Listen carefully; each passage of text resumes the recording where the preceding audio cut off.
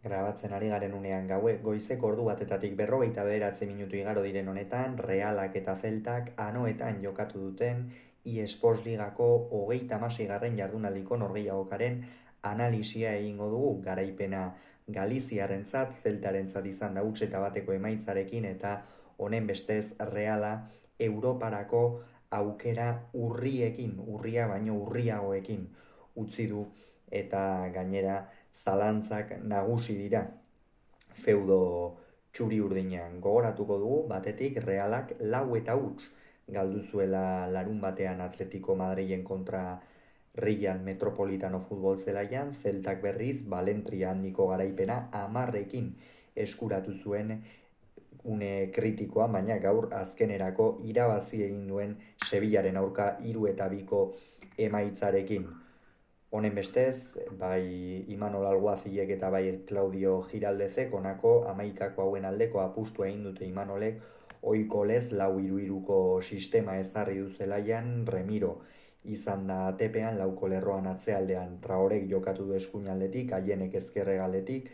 Aritz eta Zubeldia izan dira atzealdearen erdialdean. Martin Zubimendi jokatu du euskarri moduan, aste honetan gainera Uliakoa albiste izan da, badirudielako Arsenalekin jada egina duela, eta honen bestez datorren urtean itxura guztien arabera ez da anoetako berdeunean izango bi astean behin. Brais Mendezek eta Pablo Marinek lagundu diote barnekaldetik, eta goian eskuinaldetik Takekubo izan da, ezkerraldetik Sergio Gomez eta goian Mikel Oyarzabal. Zeltaren aldetik berriz Claudio Giraldezek onaiko 11 honen aldeko apustua egin du 3-4-3ko sistemarekin.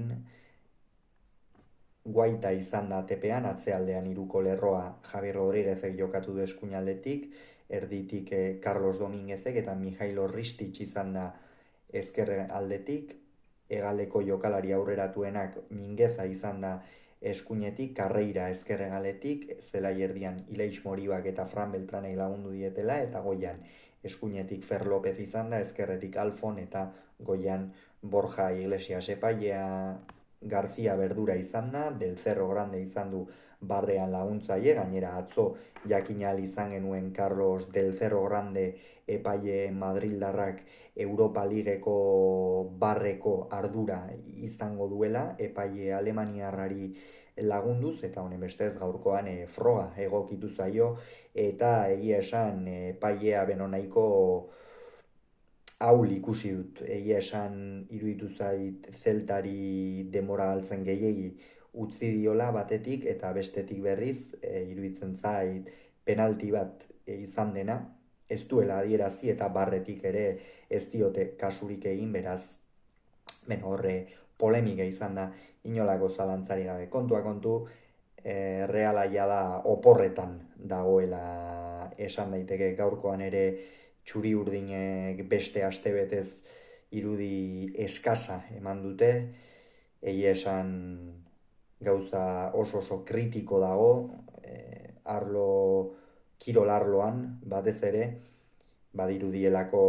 bideo hasieran esan dugun bezala Martin Zubimendik datorren urtean alde egingo duela Londres aldera Mikel Artetaren aginduetara aritzeko. Beste alde batetik berriz Takekuboren zurrumurruak hortxe daude. Gaur Fabrizio Romano, kazetari prestigio handidun kazetariak ere, Realak Brais Mendez merkatuan jarriko duela iragarri du.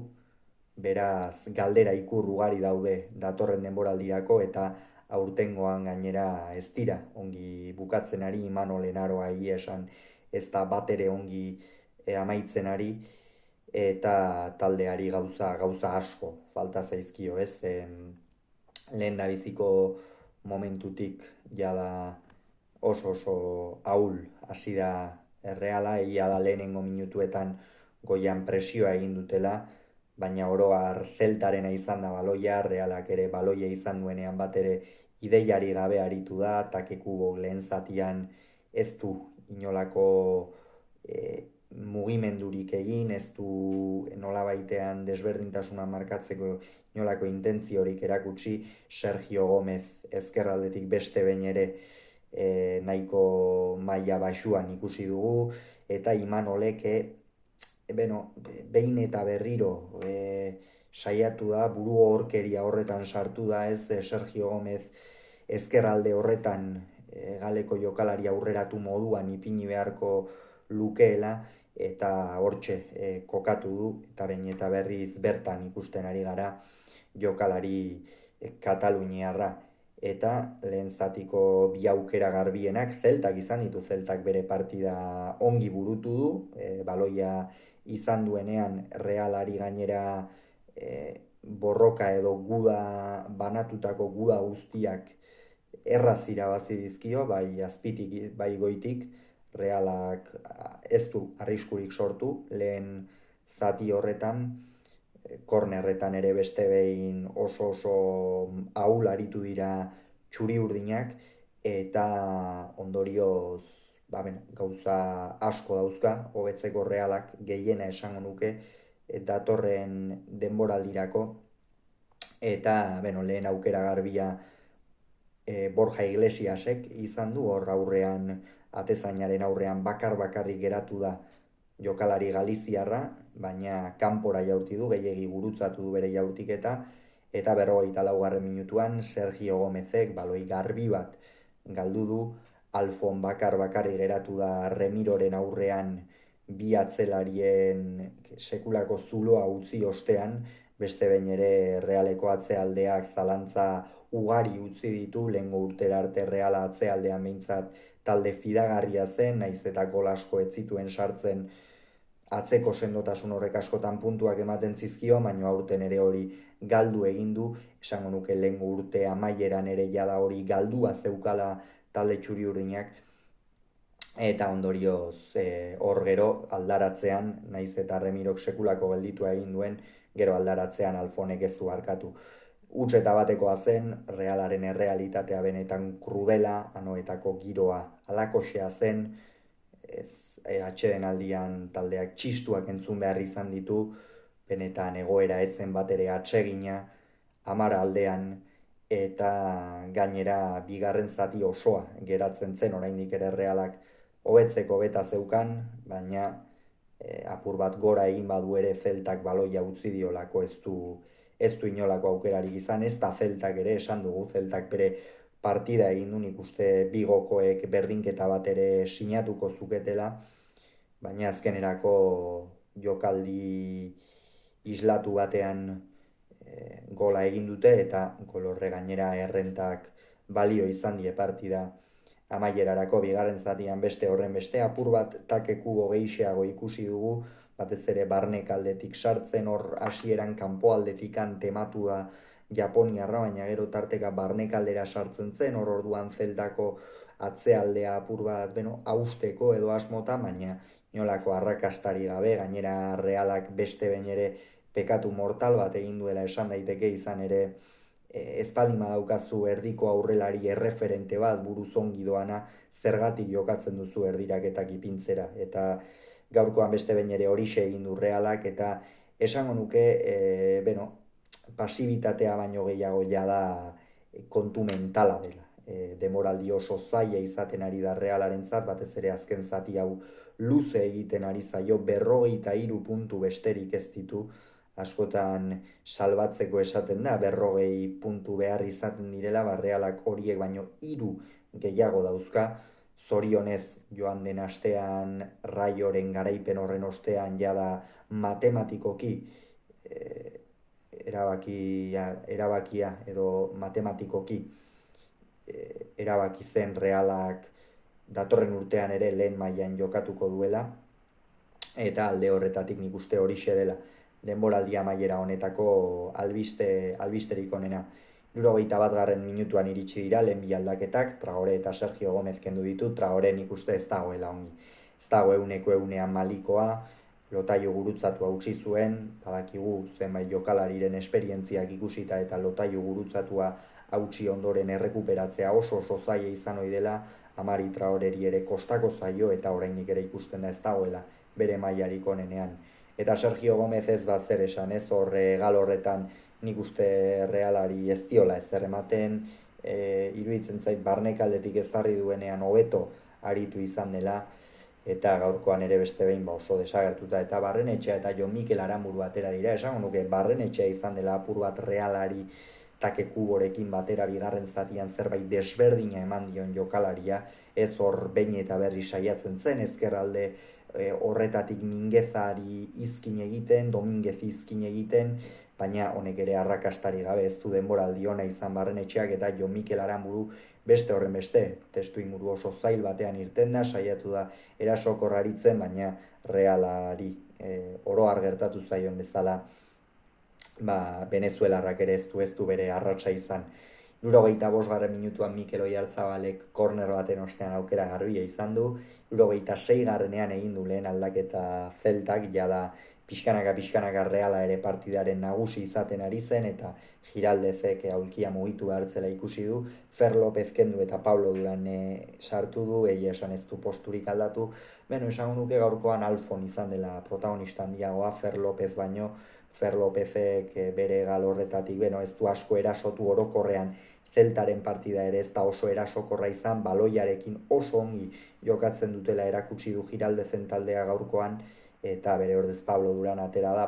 bera ere irten den testu inguruan jada Zelta atzean sartuta zegoen, eta apur bat Realaren akatsa itxaron eta kontraerasoan irteteko. Minutuak aurrera joan ala Realaren jokoak ez zuen hobetzen, 77. Minutuan Brais kendu eta Susic sartu du, Braisek esango nuke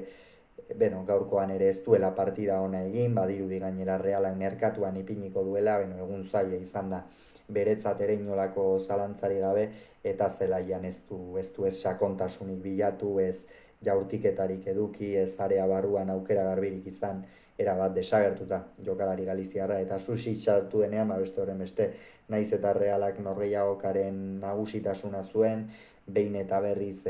baloi garbi bat ez zuten arean ipintzen, eta Susic ere oso ahul gaurkoa. Ristic kendu eta Lago sartu du, jada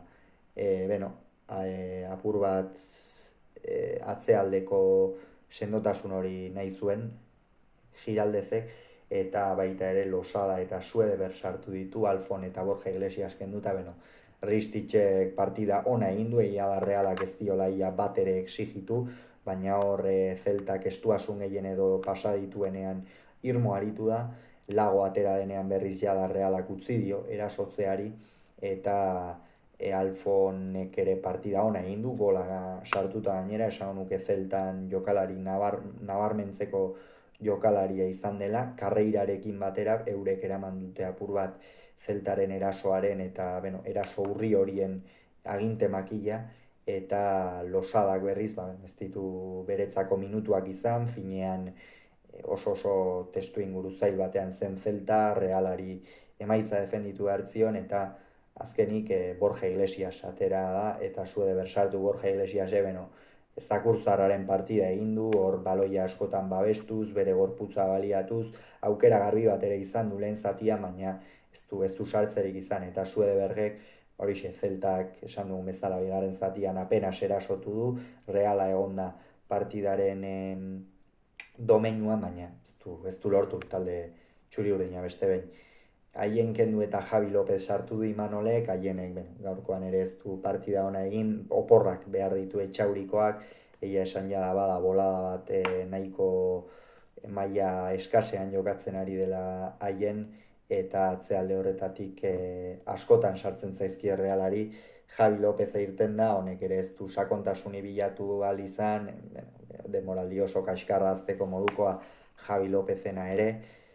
eta jada balak amaitzen ari zitzaizkion, Imanolek azken bala moduan Mariezkurren atera du Oyarzabalen ordez, Oyarzabal gaurkoan saiatu da alde batetik bestetik, apur bat ezkerregal horretara botatzen, baina erdiraketekin jokatzen duzunean, eta erdiko aurrelari bat ez duzunean oso zaila, eta Mariezkurrena apenas izan du demorarik ezer demostratzeko. Eta Fran Beltran kendu eta Sotelo atera du azkenik, Fran Beltranek partida ona egin du Ilaiz Moribarekin batera sendo aritu dira, eta esan nuke Realeko atzealdea baino hobeak izan direla, baina partida labur bilduz, Realak oporrak behar ditu,